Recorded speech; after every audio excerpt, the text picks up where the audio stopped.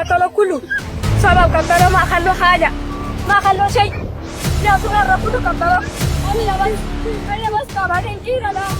كينا بالله كريم كينا بس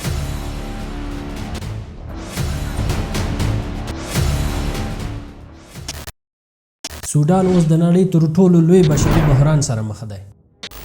زرګونه کسان وژل شوي، میلیونونه بېځایه شوي او وحشتناکې صحنې راڅرګندېږي چې باور کول یې ډېر ګران دی. د اکتوبر په 2025 کال د یل پوهنتون د بشري څېړنو لابراتوار د سودان د الفاشر ښار څخه د سپوږمکۍ انځورونه تحلیل خپور کړ. هغه څه چې د انځورونو وښودل هغه وحشتناک و. د مړو ګڼ شمېر قبرونه دومره وینې پوښلي وو چې شاوخوا سیمې د سپوږمکۍ څخه سور ښکاره کېده. راځئ چې پوه شو چې په سودان کې څه پېښ شوي، څه پېښېږي او د دې تر شا د چا لاس دی. تاسو د سودان نقشه ګورئ چې یو طرف ته مصر، بل طرف ته سعودي عربستان، بل طرف ته لیبیا، چاد، همداسې ساوت سودان، ایتوپیا، ایریتریا او نور ساحې دي. سودان د نفوس نږدې 95% مسلمانان دي چې په ده کې ډېری سنیان دي، 70% عربان دي، همداسې پاتې 10% افریقایي قبیلې دي لکه فر، زاخوا، برتي او موبا. سودان په تاریخ کې د سرچینو کمښت نه لري. سودان د نړۍ دریم داسې یو هیواد دی چې ډیر زیات سره زر لري. سودان د افریقا دریم د سرو زرو تولیدونکی هیواد دی چې شاوخوا 80,000 کیلوګرامه سره زر هر کار تولیدوي. خو دغه پیسې د سودان خلکو ته نه رسیږي. دغه سره زر په قاچاق ډول د مافیاو له لارې نورو هیوادونو ته لیږدول کیږي. د دې سرو زرو کیندونو لپاره نور هیوادونه هم لاسوهنې کوي. څومره تیل، څومره سره زر چې سودان لري، بیا هم تاسو ګورئ سودان یو غریب هیواد دی ځکه دغه سره زر د مافیاو په لاس کې دی. سودان ته ګټه نه رسیږي، خلکو ته ګټه نه رسیږي، ټوله ګټه همغه مافیاو ته رسیږي. په 1955 د برطانوي مصري واکمنۍ څخه د خپلواکي ترلاسه کړې ده. سودان په لویه کچه د پوځي او استبدادي واکمنۍ لاندې پاتې شوی. جنرال عمر حسن البشیر چې د هیواد تر ټولو اوږدمهاله دیکتاتوري یې درلوده. 10 کاله یې حکومت وکړ. په دې 10 کلونو کې تر ټولو بد شی چې تاسو یې تصور کولی شئ د دې هیواد سره پېښ شوي اقتصادي بحران، فساد، نابرابري، کورنۍ جګړه. په 2011 کال کې دغه هیواد 2 تقسیمه شو، په 2 برخو وویشل شو. یو سویلي سودان شو چې ساوت سودان ورته وایي، یو همدا سودان پاتې شو. د هیواد اقتصاد دومره خراب دی چې 19 کاله کېږي چې د هیواد GDP په منفي حالت کې دی. په 2019 کال کې د سختو شرایطو مخ کېدو وروسته خلک بالاخره د لاریون لپاره راوتل. د البشیر په وړاندې په ټول هیواد کې پراخ لاریونونه وشول. د عمر امان په ښار کې د لاریون د ولسمشر البشیر 9 کلنۍ واکمنۍ په وړاندې د 3 اونیو په لاریونونو کې تر ټولو لوی بلل شوی. خو بیا له بده مرغه دا لاریونونه د 2 پوځي جنرالانو لخوا یرغمال شو، یعنی 2 پوځي جنرالان په دې کې لاس درلود چې یو جنرال عبدالفتاح البرهان او بل جنرال محمد حمدان دګالو چې هغه د نیمه پوځي ډلې د چټک ملاتړ ځواکونه یعنی RSF ریپډ سپورټ فورسز مشر او په ګډه دوی البشیر له واکه لرې کړ. په 2019 په اګست کال کې فوج دې ته غاړه کېښودله چې ټولټاکنې وکړي. په هر صورت تر ټاکنو پورې د هیواد چلولو لپاره یو سرپرست حکومت جوړ شو. په دې کې د نظامی او ملکی ګوندونو دواړو غړي شامل وو. دا سرپرست حکومت شورا بلل کېده او البرهان ځان د دې مشر وټاکه. دګالو مرستیال مشر و. دا په دې معنی و چې د دې 2 جنرالانو ډیری واک ساتلی و او بالاخره خلکو دا فکر کوو چې د دې دواړو راتګ سره به هیواد کې امن راشي او هیواد کې به سوکالي راشي او هیواد به اقتصادي پرمختګ وکړي. مګر له بده مرغه د 2021 کال په اکتوبر کې البرهان دا سرپرست حکومت منحل کوي او ټول واک نیسي. لومړی موږ د بیړنۍ حالت اعلان کوو. دوی وایي چې دوهم د ایالتونو والیان ویشو او لرې کوو. دګالو د هغه مرستیال پاتې کیږي. دواړو په سودان کې د 2 تر ټولو پیاوړي خلک بلل کیږي. مګر شیان هغه وخت بدتر کیږي چې کله د دوی ترمنځ د واک مبارزه راپورته شي. اصلي ستونزه هغه وخت پیدا کیږي چې د قدرت لپاره د دې دواړو ترمنځ د البرهان او دګالو ترمنځ د قدرت لپاره مبارزه پیل کیږي. فوج غواړي چې RSF دا د چټک خبرګون ځواکونه فوج سره یو ځای مدغم کړي، یعنی دا د فوج یو برخه وګرځي. په دې کې دګالو داسې فکر کوي چې البرهان د خپل واک نه زیات استفاده کوي او دوی ته چې کم لاسته راوړنې وي، د کم فوجونه وو، د کم عسکر وو، د کم نور زیرمې وي، نور هر څه وسایل درلودل، هر څه د امکانات درلودل. د داسې فکر وکړو چې کېدای شي چې دغه ټول امکانات زما د لاس نه وځي ځکه زما عسکر زما کومه ډله زما کومه ملیشه هغه چې که فوج سره یو ځای شي نو دا د فوج یوه برخه ګرځي ما سره هغه امکانات هم نه پاتې کیږي هغه قدرت هم نه پاتې کیږي هیڅ هم ما سره نه پاتې کیږي ځکه د همدې د وجې RSF مشر د ګالو د دغه پلان سره منفي نظر ښکاره کوي دې سره نه راضي کیږي نو د دوی ترمنځ کورني جګړې مخ کیږي سودان نه تنها چې اوس په کورني جګړې سره مخامخ په 2003 کال کې هغې نه مخکې هم دلته کورني جګړې ډېرې زیاتې شوي دلته ټول مسلمانان دي خو قومي ستونزې قومي جنګونه هم د مختلف ښارونو کې د الفور او همدغسې نورو ښارونو کې شوي وو 2003 کال کې ډېری څېړنې دا ښیي چې دا خپره د البرهان او همدغسې د چټک غبرګون مشر د ګالو دوی ډور په بشري وژنې متهم دي د باندې په نړیوالو محکمو باندې عریضې شوي دي په دوی باندې ځکه دوی په ډیرو ښارونو کې نسل وژنې باندې متهم دي ځکه خلک وژل شوي دي قومونه یو بل پاسې پاسېدلي دي عربان د افریقایي قومونو ترمنځ جګړې شوي دي دغه ټولې جګړې د دې لپاره وي چې د دوی هغه زیرمې چې دي طبیعي منابع دي په هغه باندې څوک لاسرسی ولري دا کورني جګړې تنها اوس نه وي په 2003 کال کې هم ورته پیښې شوي دي په 2023 کال کې RSF د چټک غبرګون کله چې دغه فیصله سره نه راضي کیږي RSF د فوج سره جګړه پیل کوي په دې کې دا د خرطوم ښار نړیوال هوایي ډګر او ولسمشریز ماڼۍ نیسي RSF غواړي چې د سودان واک د دوی په لاس کې فوج البرهان غواړي چې واک د دوی په لاس کې دغه جنگ د خرطوم یعنی د سودان په مرکز کې پیلیږي فوج سره تیاری نظامی امکانات همي خو د دې ترڅنګ د ګالو سره د RSF مشر سره هم قوت او نظامی وسایل او عسکر هم موجود دي دا جګړه د خرطوم مختلفو سیمو ته خپریږي یعنی پایتخت سره خپریږي خو فوج کولی شي چې د جګړې دغه RSF ډلې ته ماته ورکړي او مکمل خرطوم ښار ترې ونیسي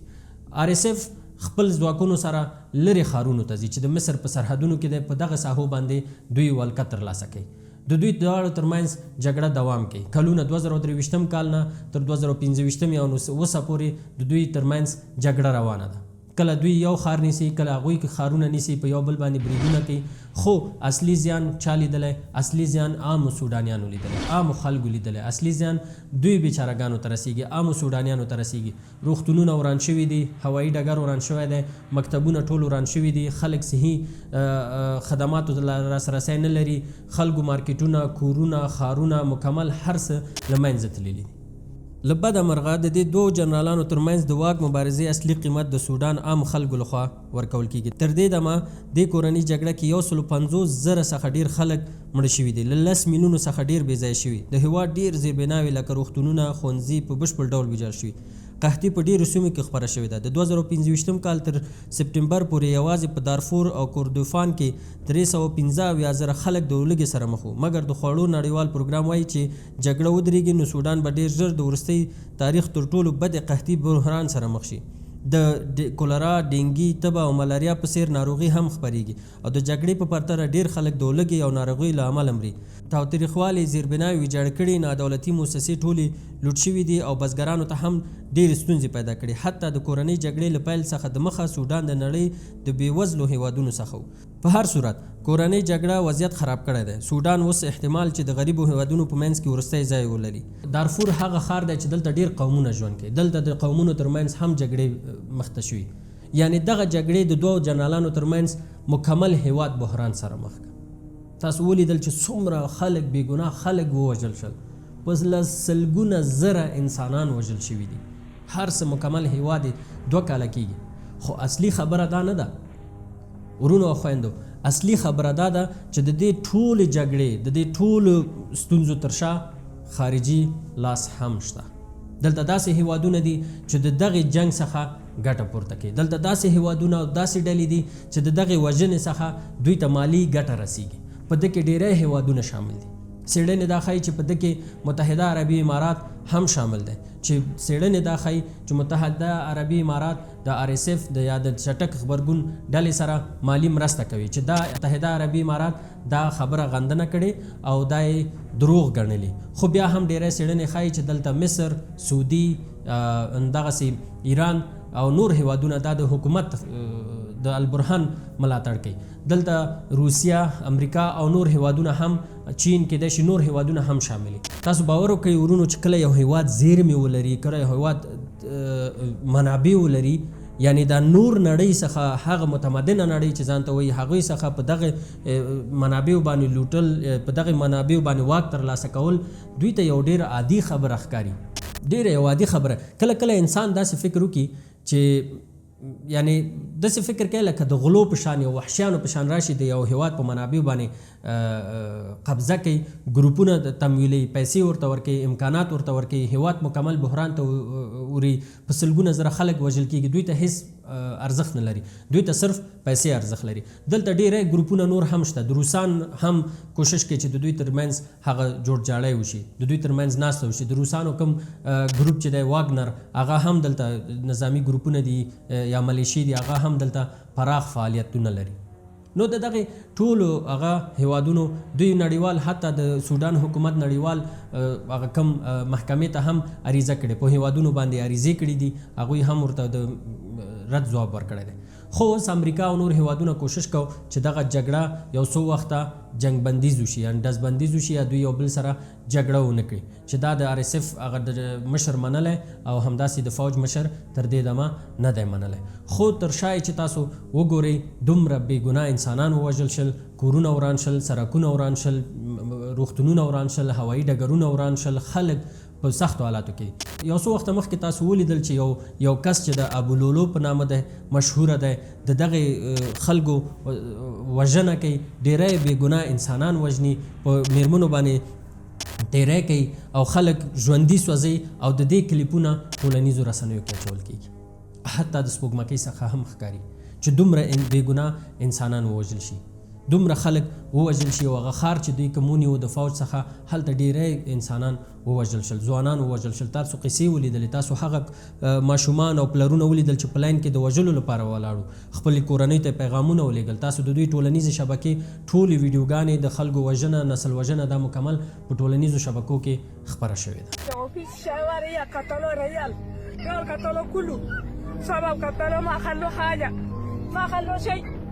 Ya sudah rapuh kata, ani labas kabarin kira lah, kira bala kiri, kira betul bala. اوس پوښتنه دا ده چې په راتلونکي کې به څه کېږي. د ډېرو نړیوالو بنسټونو لخوا څېړنې شوي دي چې 80% ډېر سودان خلک مرستې ته اړتیا لري، په میلیونونو بلیونو میلیاردونو ډالرو مرسته ته اړتیا لري چې دا باید زمینه د دې برابر شي. دغه ټوله که خلاصه وکړو، سودان د کمې ورځې نه چې په جګړه بوخ شوی، حتی 2 هیوادونه شل، سویلي سودان ترې جدا شو. سودان داسې یو هیواد پاتې شوی چې غریبه دی، ولې د افریقا تر ټولو ډېر سره زر معدنیات لري، سره زر لري، تولیدونکی دی چې 80 زره. که خلاصه وکړو، دا د یو څو شخص او څو انسانانو او د څو هیوادونو ترمنځ یوه جګړه ده چې خلک او تاوان عام سودانیانو ته رسېږي. عام سودانیان چې هیڅ هم نه لري، عام خلک دي، بې ګناه انسانان دي، او دوی په دې کې لکه